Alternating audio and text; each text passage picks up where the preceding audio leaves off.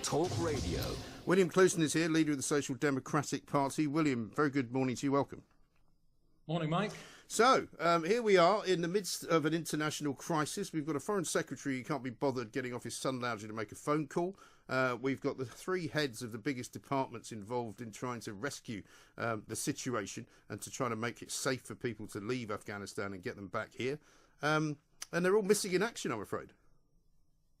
Yeah, I mean, there's a lot of interest in this. Obviously, people like these any attempt to pin the blame on proximate errors like this. People on holiday. It's all very interesting, but I think you need to go back to the origins of what's happened, and the origins are a series of criminally delusional ideas about imposing liberal democracies on complex societies far away. And I'm afraid to say, if you want to intervene militarily to impose liberal democracy, you're implementing a fairly flaky idea. And I'd ask this basic question: how could it ever end well? Well, I don't think it has ever ended well. You look at Iraq and you see the mess that happened after that. We had the creation of ISIS, and we didn't really investigate what to do in Syria, but whatever we did do in Syria didn't work. Same with Libya. And the problem for me, William, is that we don't just watch and see these countries deteriorate before our very eyes. We also see the collateral damage from those interventions, because we end up getting a load of refugees coming to this country. Yeah, I mean, it's bad for them and it's very bad for us. But as I say, a lot of interest, there always will be interest in Rab being on holiday and things, but you've got to ask, what was the origin of it? And the origin of it was a set of very flaky ideas held by the neocons and Blair. And the failures were there. I mean, once you embark on these things, it can't possibly end well. And again, we could always ask, could it have been any different? Well, Mike, you and I are old enough to remember.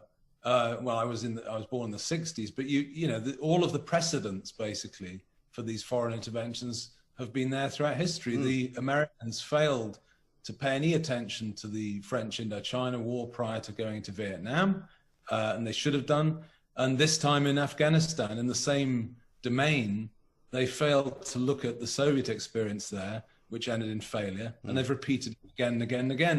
And I'm afraid until we learn from history, we're bound to repeat these errors. Yes, and it's very costly, not just in terms of money, but in terms of lives. The Americans lost many more lives than we did, but an awful lot of veterans, William, on our streets are very angry with the way that this has unfolded, not least because, they lost good friends, they lost brothers, sisters, members of their families, they lost limbs, they lost all sorts of things. And it would appear it was all for nothing. It's a real tragedy. I mean, you took a call just prior to this from Paul, who made the point about veteran homelessness, and it's something in the SDP we have a policy for, and we need to address it. But again, I would have a look at our governing class, who are really quite incompetent. These wars have not been good for us. I mean, just look at the American and the British experience here in Iraq, Libya, and Afghanistan.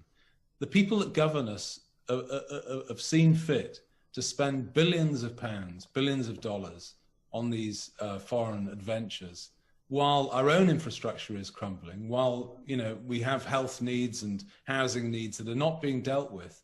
And the Americans, I mean, basically we've just gone in the coattails. I think perhaps a stronger prime minister, someone like Wilson, who rejected Lyndon Johnson's efforts to get him embroiled in the Vietnam War successfully, I think very good. In backing our own interests, a stronger prime minister might have resisted it, but Blair didn't. But just look, if you were to go back to the domestic focus, if you were an American in Pittsburgh or Cleveland, Ohio, or any of these Rust Belt states, and you see your own government spending the best part of $2 trillion, which is basically the size of the US economy over 20 years, this is insane. And it can't be justified. It's not in the interests of our domestic publics. And moreover, the idea that this has made us more secure, as you say, Mike, is risible given the migrant crisis that unfolds after these events. Well, isn't it remarkable how COVID seems to have now taken a back seat? We had an emergency session of Parliament where Boris Johnson looked about as bewildered, I think, as I've ever seen him. I don't think anybody had told him that there was going to be loads of people there. He walked in as if it came as a surprise to him. And he's never seemed really more insignificant as a leader, because we had that day and many people applauded many of the speeches, as I did. But what happened afterwards, I don't think anything's happened, has it? Well, to be fair, I mean, these are the consequences of losing a military conflict. And again, in history, it's never pleasant. I mean, one of the consequences of losing a war of this type is that you lose influence. You don't have influence. You are in the hands of the Taliban. They're going to call the shots. They're going to make the choices in their country. And we have very little to do with it. So again, I mean, it's interesting, you know, Raab and Johnson and the Labour Party's response is to say, well, can't we start negotiating? Sorry, people that are in control are not interested. They will decide how many people get out. We obviously have a moral obligation to the people that work for us. We should do everything we can to get those people out. But, you know, it's not our call, I'm afraid. This is what happens. This is like this fall of Saigon in 75. It's chaos. Yeah. No, listen, I agree that we don't have any moral obligation, as far as I'm aware, to people who want to come here from Afghanistan simply because they want to come here. But we do have a moral obligation to all of the people that worked with the British Armed Forces. And it seems to me the government hasn't got a grip of that. We're hearing ministers now saying, well, maybe everybody won't get out. Well, I'm sorry, that's not good enough. Well, again, it reinforces the incompetence of the governing class, I'm afraid, because again, very, very little. I mean, Trump negotiated this deal. It was clear that Trump wanted to get out. And actually, I'm going to defend Biden. I mean, I think Biden was right. Yeah, well, congratulations, William. You've just become the first person in the world to defend him. Well, I'm going to defend. I mean, the best time to leave Afghanistan was yesterday. And if we couldn't leave yesterday, we have to leave today. I think the idea that you can continue, for how much longer, Mike? I mean, they've been in 20 years. They've spent, you know, hundreds of billions of dollars in Afghanistan. I think, frankly, the West has been taken for mugs, and the people that we've put in were kleptocrats. They were disliked by their own public, and the strategy was wrong. You cannot successfully govern a country with ethnic, religious, and tribal divides from a central government in Kabul that were on the make, frankly. And it was never in our interest to do so. And I think the decision to leave is correct. I think the chaos that is unfolding now is inevitable to some extent. Obviously, one thing that's striking is that in foreign policy circles in the last 6 months, very few people have been talking about how you extract yourself, even though after it became obvious that we were going to do so. If you pick up magazines like Foreign Affairs, which is basically the American establishment in foreign policy, they weren't talking about it. Very few of the articles the last few months have even mentioned Afghanistan.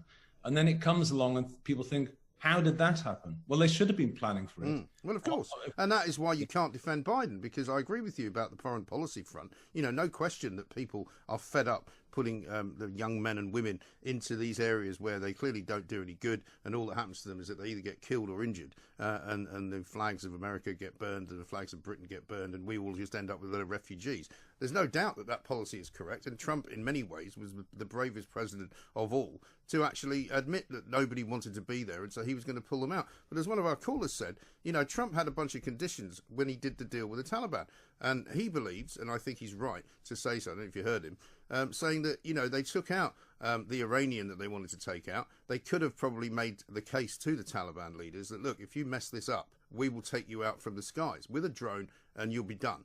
And I wouldn't be at all surprised if that was the kind of language he used. Biden messed up because he did it in the way that he did it. And he didn't have those conversations, he didn't make those plans, and he didn't see this coming. And if you're paid to be the president of the United States of America, the leader of the free world, I don't believe he wasn't advised that that could happen.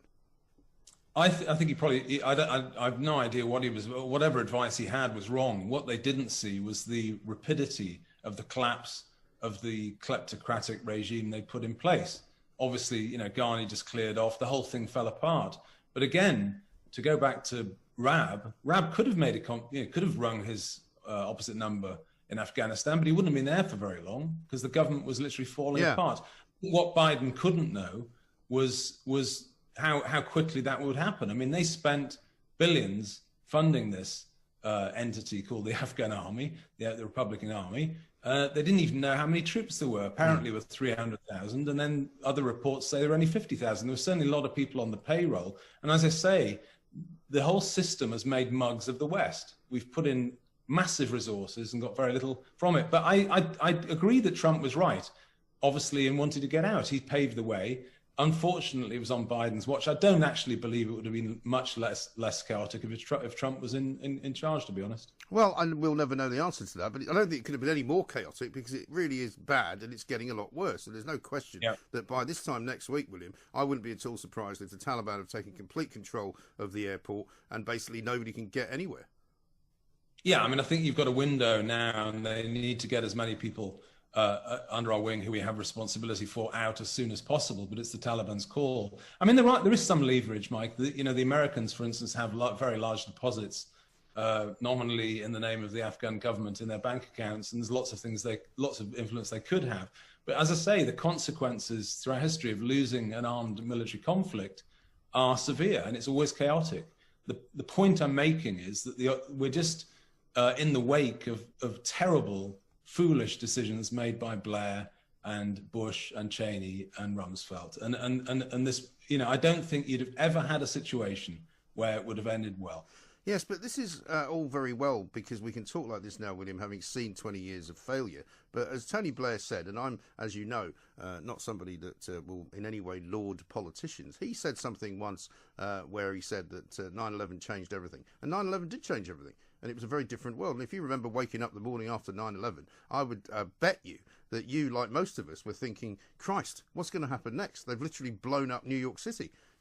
When are they going to come and attack London? And so there was a very different mindset back then. And when the call came to go after Osama bin Laden, wherever he was, everybody thought it was a good idea. So, and we can all now say, oh, well, it shouldn't have happened and we should have never have gone in. But at the time, it was the right thing to do. They got it wrong massively because they hung around. Once they'd got Osama bin Laden in Pakistan, chucked him in the sea, that should have been the end of it. And that's when they should have left. I don't know. I think it's not a well-known fact, but the Taliban actually offered to put Osama bin Laden under trial, contacted Bush and offered that prior to intervention. It was ignored. Not a well-known fact. And in any case, Mike, in terms of 9/11, why invade the wrong country? I mean, the precept. Well, it wasn't the wrong country. It was the country. No. It was the country where it was the country where they had been led by the intelligence. So it wasn't the wrong country. I'm talking about Iraq, though, in this case, which is the larger actually. Yeah, I mean, the basis for that intervention is still not clear. I mean, it's still not clear why they did that. Well, if you read Bob Woodward's book Bush at War, the opening chapter describes very well how it happened. It was made very clear to President Bush that Iraq was not the country to go for, and he wanted to go for them anyway because he wanted to get rid of Saddam Hussein. Absolutely no question that was a decision made solely by George Bush because his dad was upset that he hadn't got him in the first time. Yeah, and I think it's that bad. I think that I agree. I mean, I think Woodward is right in that. I think the decision was that bad. It was probably illegal, certainly criminal in my view, and the results have been disastrous. I think the whole idea that you can impose our way of life through military force is an idea that has to go. Yeah. I think it's a way of thinking which is flawed, and I think we have to move on. I've listened to Johnny Mercer and Tobias Ellwood and the others trying to justify further lengthy interventions. And I can understand, and I have a lot of sympathy with them. And I have a lot of sympathy with any British servicemen and their families that have had to put up with this flawed policy. But it's not the right approach. It's if in 20 years, 43% of the Afghan economy, GDP is still foreign aid, you've created a state which is incapable of looking after itself. You've made no progress effectively. Well, to be honest, William, I mean, you can't see a doctor in this country. You can't fly to most countries in the world. There's an awful lot you still can't do. I'm not sure we want to impose that way of life on anyone. You knock on the door of the Taliban, they say, no, thanks very much indeed. Stay with the area of where the civil service sits on this one, William, because it seems to me, and I was saying this to Richard Tice, that there's been an abrogation of responsibility here, not just at the top of the government, which seems a bit rudderless, but also at the very top of the civil service, where we've got you know, the permanent secretaries of the Home Office, the Foreign Office, and the secretaries and the Defence Department all away on holiday. Now, it wouldn't surprise me if I said to you, actually, before they went away on holiday, they were all working from home as well. You cannot run an emergency situation in any government, company, school, anything you like to mention without being there, can you?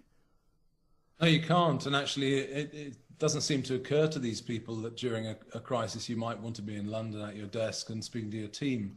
It doesn't surprise me. I think the civil service has deep problems, but you know, as I say, it sort of mirrors what's going on in the political side of the governing class. We need reform. I mean, a sense of urgency is needed in something like this. You know, and obviously this is the time. August is the time when Parliament usually doesn't sit and MPs are away. But you know, this was. I mean, when the stories began about, you know, well, we think the Taliban might be in Kabul, and these cities kept on falling, Kandahar and the other ones, and people said, well, you know, the Taliban might arrive in Kabul in 30 or 40 or 50 days time, whatever. I said, why wouldn't they be there now? And they were, and it just turned out, you know, it happened. I mean, to go back to Biden, you know, he was right to pull out, but I guess the advice he was given was just completely flawed as well. But where is his advice? It's coming from his civil servants as well. Well, that's the point. And I mean, the question has been asked a few times this morning already by various different people, both in politics and in the media. You know, at what point do you come back from holiday? Well, surely when there's a massive emergency. I mean, I can't imagine why. I mean, if I was the head of a company, if I was a key figure in a massive media company like this one, and I've worked in that situation before, I've had holidays cancelled because of something far less important than the takeover of Afghanistan by the Taliban. Do you know what I mean? And people say, look, if you're a leader, you need to be here. If there's a massive crisis going on, you can't just go, I'm not answering the phone. Yeah, they're sleeping at the wheel, effectively. But there's a wider problem, as you know, we've talked about before, about the resistance for people to go back to the office anyway in government. I think the government is right to try and get Whitehall and the other departments back together.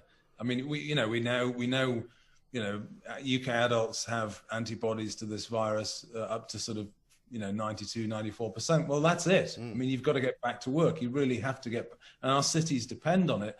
You know, if you speak to people managing and involved in local government, they'll say exactly the same, that in some local authorities there's a marked resistance. People are home in front of their computer screens in their pajamas, and they quite like it, and they don't want to go back. They need to go back. They do need to go back. William Dyson's talking, Sir James Dyson's talking about it this morning, and we'll be talking about that a little bit later, because he's saying bring people back to offices, get it sorted out. One of the disgusting fallouts from the doctors not doing as much work in person as they should be is that an awful lot of people aren't able to do their own work. You know, I've had cab drivers onto me saying I can't get a medical because the doctor won't give me one, therefore I can't renew my licence, therefore I can't work. We've got HGV licences being held up because doctors won't sign a certificate for those lorry drivers. We've also got DVLA taking 10 months to get back to people who are applying for a paper licence because of social distancing and not having enough people in the office. It's madness. Yeah. It is, and the thing is, the economy is an ecosystem, and all of these things are links in chains, and if you break it, the consequences for other people are sharp. And I think, you know, basic public services, people have got to deliver. And part of that is actually being there and turning up and doing it. So, you know, I mean, the sooner we can get the civil service back at their desks and actually functioning, the better. Right, absolutely right. William, great to talk to you. Thank you very much indeed. William Clouston there, leader of the Social Democratic Party, a man